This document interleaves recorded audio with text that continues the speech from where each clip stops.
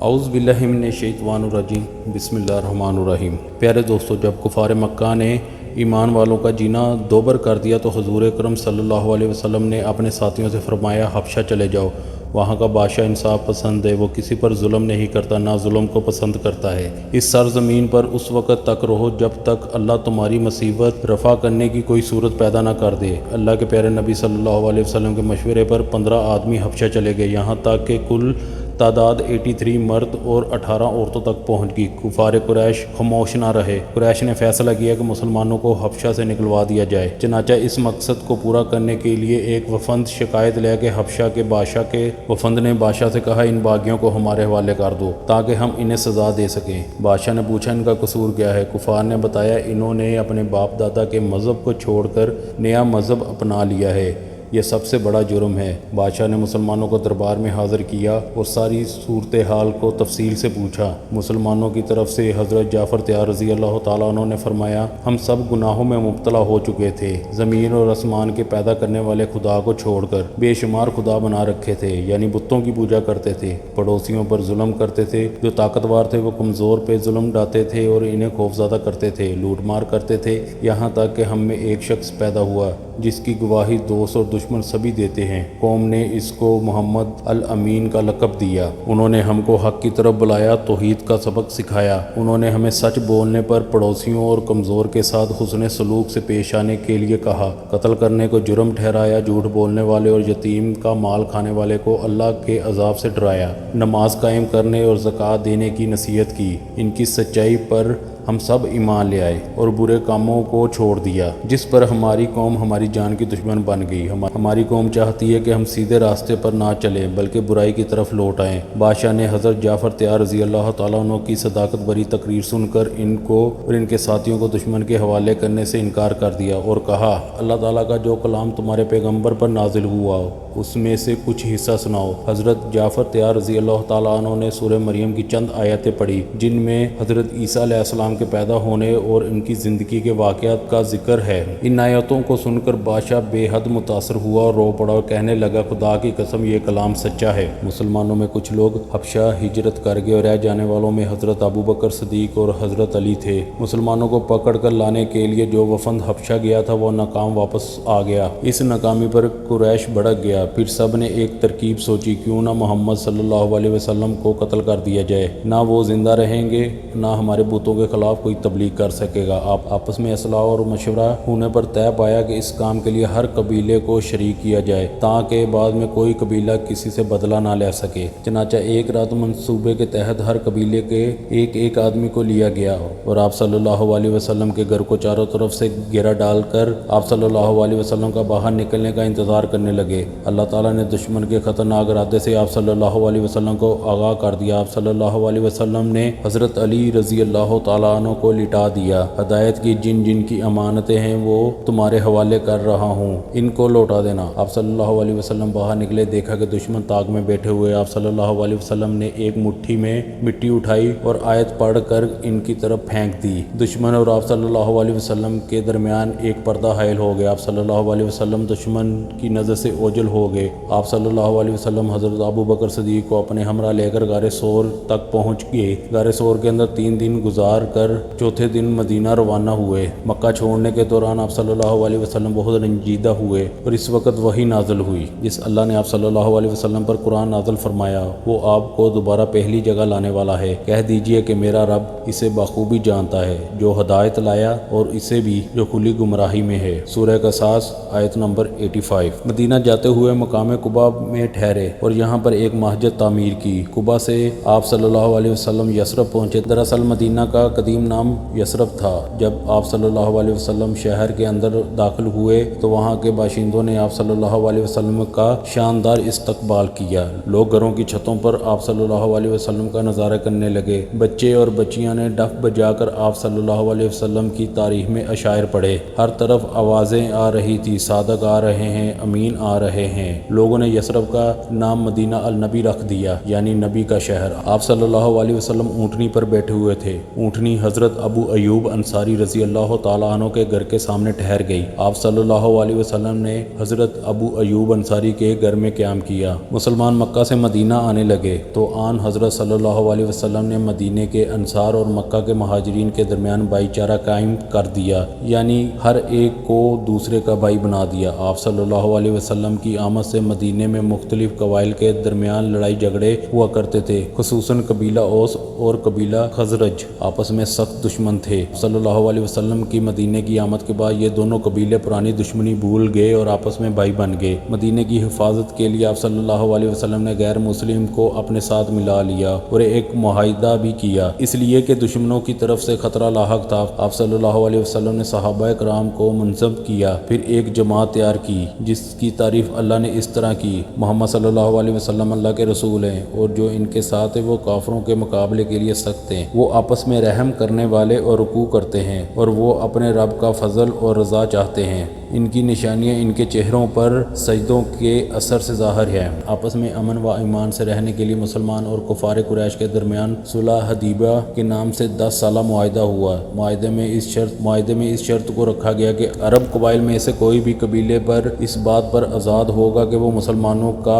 طرفدار بن جائے یا کفار قریش کا ساتھ دے، اس پر کسی کو کوئی اعتراض نہ ہوگا۔ اس شرط کے مطابق بنو بکر کفار قریش کا حلیف بن گیا اور بنو خزاعہ مسلمانوں کا ہم نما، لیکن کفار قریش نے اس معاہدے پر عمل نہیں کیا۔ اس نے بنو خزاعہ کے ساتھ مخالفانہ رویہ اختیار کیا۔ ایک روز بنو بکر نے بنو خزاعہ پر حملہ بول دیا اور جانی اور مالی نقصان پہنچایا۔ اس کی اطلاع حضرت صلی اللہ علیہ وسلم کو ملی تو آپ صلی اللہ علیہ وسلم رنجیدہ ہوئے اور مکہ والوں کو پیغام بھیجا کہ بنو خزاعہ کا جو نقصان پہنچایا ہے اس کا ہرجانہ ادا کریں یا معاہدہ توڑ دیں۔ کفار قریش نے معاہدہ توڑ دیا اور بنو بکر کو حق بجانب قرار دے دیا۔ سرکار دو عالم صلی اللہ علیہ وسلم کے جانثار ایک جماعت لے کر مکہ کی جانب روانہ ہوئے۔ جب مسلمان آگے بڑھتے رہے تو راستے میں دوسرے لوگ بھی دستے میں شامل ہوتے گئے۔ اس طرح اسلامی لشکر میں شامل ہونے والوں کی تعداد 10,000 تک پہنچ گئی۔ جب اسلامی لشکر مکہ پہنچا تو کفار قریش خوفزدہ ہو گئے، ان میں مقابلہ کرنے کی جرأت نہ رہی۔ رحمت العالمین سے مکہ والوں کا آمنا سامنا ہوا تو آپ صلی اللہ علیہ وسلم نے ان سے پوچھا کہ میں تمہارے ساتھ کیا سلوک کروں؟ مکہ والوں نے جواب دیا، آپ تو شریف بھائی ہیں اور ہمارے شریف بھتیجے ہو۔ آپ صلی اللہ علیہ وسلم نے فرمایا، میں تمہارے ساتھ وہی سلوک کروں گا جو یوسف علیہ السلام نے اپنے بھائیوں کے ساتھ کیا تھا۔ تم پر کوئی الزام نہیں، جاؤ تم سب آزاد ہو، میں نے تم سب کو معاف کیا۔ جان نثار آپ صلی اللہ علیہ وسلم کے حکم کے منتظر تھے کہ جو حکم ملے اس پر عمل کریں، لیکن آپ صلی اللہ علیہ وسلم نے حکم دیا کہ بدلہ لو نہیں، بلکہ آپ صلی اللہ علیہ وسلم نے فرمایا، جو کوئی ہتھیار پھینک دے اسے قتل نہ کیا جائے، جو کوئی خانہ کعبہ کے اندر ہے اسے کچھ نہ کہا جائے، جو کوئی ابو سفیان کے گھر میں پناہ لے اسے کچھ نہ کہا جائے، جو کوئی حکیم بن حزام کے گھر میں پناہ لے وہ محفوظ ہے، جو کوئی اپنے گھر کے اندر ہے اسے کچھ نہ کہا جائے، بھاگ جانے والے کو پیچھا نہ کیا جائے، زخمی کو نقصان نہ پہنچایا جائے۔ رسول اکرم صلی اللہ علیہ وسلم نے دشمنوں کے ساتھ جس طرح رویہ اختیار کیا اس کی نظیر نہیں ملتی۔ پھر آپ صلی اللہ علیہ وسلم کعبہ کے اندر داخل ہوئے اور حجرت اسود کو بوسہ دیا اور اونٹنی پر سوار ہو کر بیت اللہ کے گرد طواف کیا۔ خانہ کعبہ میں 360 بت تھے، انہیں نکال کر باہر پھینک دیا۔ اس کے بعد آپ صلی اللہ علیہ وسلم نے نماز شکر ادا کیا۔ جب آدھے عرب پر آپ صلی اللہ علیہ وسلم کی حکومت قائم ہو چکی تھی، 22 لاکھ مربع میل پر پھیلی ہوئی سلطنت کا بادشاہ کھڑے در فرش پہ لیٹا ہوا ہے، جسم سے پسینہ بہہ رہا ہے، لباس بہت پرانا ہے لیکن صاف ستھرا ہے۔ قیصر روم کا قاصد یہ منظر دیکھ کر حیران رہ گیا۔ آپ صلی اللہ علیہ وسلم کے گھر میں کھانے کا سامان سوائے مٹھی بھر جو کے علاوہ اور کچھ نہ تھا۔ جب مسجد کے صحن میں مال اور اسباب جمع کیا جاتا اور ضرورت مندوں میں تقسیم ہو جاتا، آپ صلی اللہ علیہ وسلم کھجور کی چھال کا تکیہ لگائے اور کھرتری چٹائی پر بیٹھے رہتے۔ سرکار کائنات صلی اللہ علیہ وسلم کی یہ حالت دیکھ کر حضرت عمر رضی اللہ تعالیٰ عنہ رو پڑے۔ آپ صلی اللہ علیہ وسلم نے رونے کا سبب دریافت کیا تو جواب ملا، یا رسول اللہ صلی اللہ علیہ وسلم، اس سے بڑھ کر رونے کو اور کیا موقع ہوگا کہ روم فارس کے حکمران عیش و عشرت کے ساتھ زندگی بسر کر رہے ہیں۔ آپ صلی اللہ علیہ وسلم پیغمبر ہے، دولت کا انبار لگ رہا ہے۔ آپ صلی اللہ علیہ وسلم کے گھر میں اناج نہیں ہے۔ آپ صلی اللہ علیہ وسلم فرماتے ہیں، عمر کیا تم اس پر راضی نہیں ہو؟ ہم آخرت کی سعادت حاصل کر رہے ہیں۔ صحابہ کرام رضی اللہ تعالی عنہ اجمعین نرم بستر بنانے کی درخواست کرتے تو آپ صلی اللہ علیہ وسلم ارشاد فرماتے ہیں، دنیاوی آرام اور راحت سے کیا کام؟ میری مثال تو اس مسافر جیسی ہے جو چلتے چلتے راستے میں ذرا آرام لینے کے لیے کسی درخت کے نیچے بیٹھ گیا اور کچھ دیر بعد آگے چل دیا ہو۔ تاجدار انبیاء صلی اللہ علیہ وسلم اپنا کام خود کرتے تھے، جانوروں کو اپنے ہاتھوں سے چارہ ڈالتے تھے، اونٹ باندھتے تھے، گھر کی صفائی کرتے تھے، بازار سے سامان خرید کر لاتے تھے، اپنا جوتا خود گانٹتے تھے، اپنے دست مبارک سے اپنے کپڑوں کو سلائی لگاتے تھے، چھوٹے بڑے کو سلام کرنے میں خود پہل کرتے تھے، چھوٹے درجے کا آدمی دعوت دیتا تو خوشی سے قبول کر لیتے۔ اس لیے اللہ تعالیٰ نے قرآن کریم میں فرماتا ہے، آپ صلی اللہ علیہ وسلم اخلاق کے ایک بلند مقام پر فائز ہیں۔ ایک مرتبہ قیصر روم کے دربار میں رسول اکرم صلی اللہ علیہ وسلم کا سب سے بڑا دشمن ابو سفیان پہنچا۔ قیصر روم اور ابو سفیان سے بات چیت ہوتی ہے تو قیصر روم ابو سفیان سے پوچھتا ہے، کیا تم نے محمد صلی اللہ علیہ وسلم کو جھوٹ بولتے دیکھا ہے؟ ابو سفیان جواب دیتا ہے، نہیں۔ قیصر روم نے اس سے کہا، جو شخص دنیا کے معاملات میں جھوٹ نہیں بولتا وہ اللہ کے بارے میں کس طرح جھوٹ بول سکتا ہے؟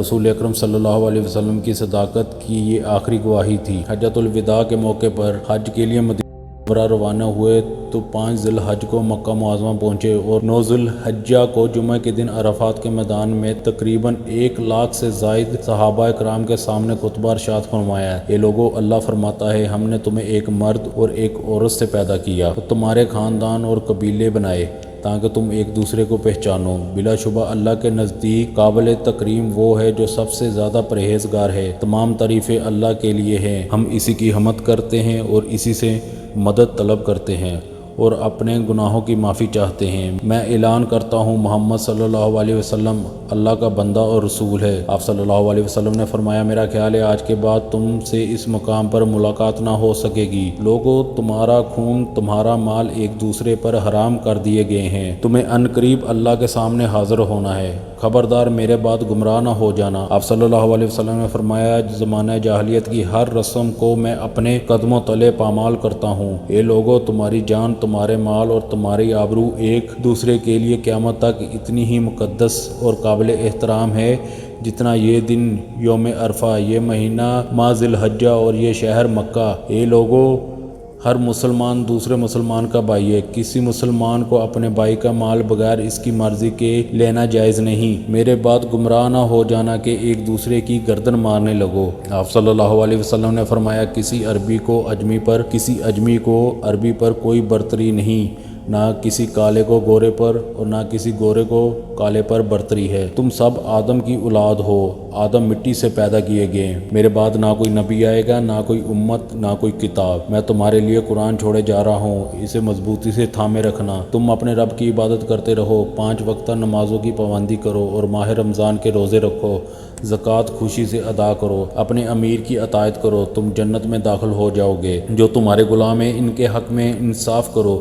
جو خود کھاؤ ان کو بھی وہی کھلاؤ، جو خود پہنو ان کو بھی وہی پہناؤ، اور ان کی طاقت سے زیادہ ان سے کام نہ لو۔ خبردار، مجرم اپنے جرم کا خود ذمہ دار ہے۔ خبردار، باپ کے جرم کا ذمہ دار بیٹا نہیں اور بیٹے کے جرم کا ذمہ دار باپ نہیں۔ جب آپ صلی اللہ علیہ وسلم خطبے سے فارغ ہوئے تو یہ آیت نازل ہوئی، آج میں نے تمہارے دین کو تمہارے لیے مکمل کر دیا اور تم پر اپنی نعمت کو پورا کر دیا اور تمہارے لیے اسلام کو پسند کیا۔ آن حضرت صلی اللہ علیہ وسلم 63 برس تک تبلیغ کا فرائض انجام دیتے رہے۔ پیارے دوستو، یہ تھی ہماری آج کی ویڈیو پارٹ 2۔ اگر آپ نے پارٹ 1 نہیں دیکھا، پارٹ 1 دیکھنے کے لیے جس کا لنک ڈسکرپشن میں ہے ضرور دیکھیے گا۔ انشاءاللہ ملیں گے نیکسٹ ویڈیو میں، تب تک کے لیے اجازت دیجیے۔